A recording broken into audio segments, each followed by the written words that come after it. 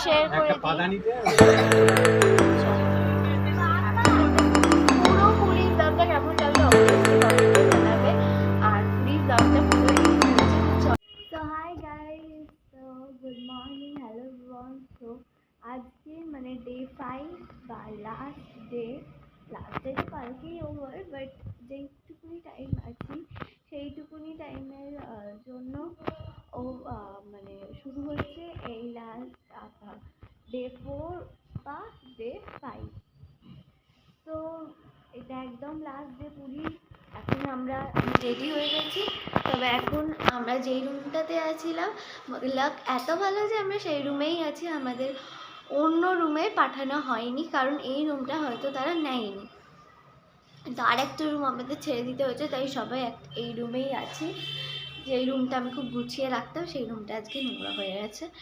তো ঠিক আছে, চলো এখন বিচে যাচ্ছি, দুটোর ট্রেন আমাদের। চলো বিচে গিয়ে তোমাদের সাথে দেখা হচ্ছে। দুটোই যেহেতু ট্রেন তাই পুরোটা বিচেই কাটাবো, আর পুরো কালো হয়ে গেছে বুঝতেই পারছো। তো চলো দেখতে থাকো এই ব্লগটা কেমন হয়।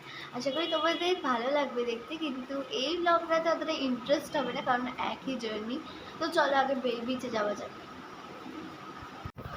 তো আমি তো বলেইছিলাম যে প্রায় সারাদিনটাই বিচে কাটবো, বাট সেটা হয়নি কারণ আমরা ঘরেই লাস্ট মোমেন্টটা কাটিয়েছিলাম। একটুখানির জন্যই বেঁচে এসেছিলাম, আর একটু পা ভিজিয়েই আর ভালো লাগছিল না, তাই উঠে এসেছিলাম।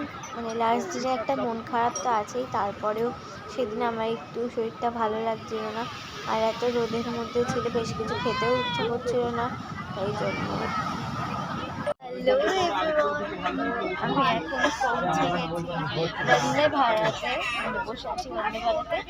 তো এই যে এটা মানে নর্মাল ট্রেন তো নয়, একটা লাক্সারি ট্রেন বলতে পারো। তো সেই ট্রেনটা এর আগেও আমরা বন্দে ভারতে গেছি, এবং সেটা তোমাদেরকে হয়তো দেখানো হয়নি আমার, কারণ এনজিপি আমি ব্লগ করতাম, বাট সেই সময় আমার দেখানো হয়নি কারণ সেটা আমি দাদাদের সাথে গেছিলাম, তাই আমি দেখাইনি।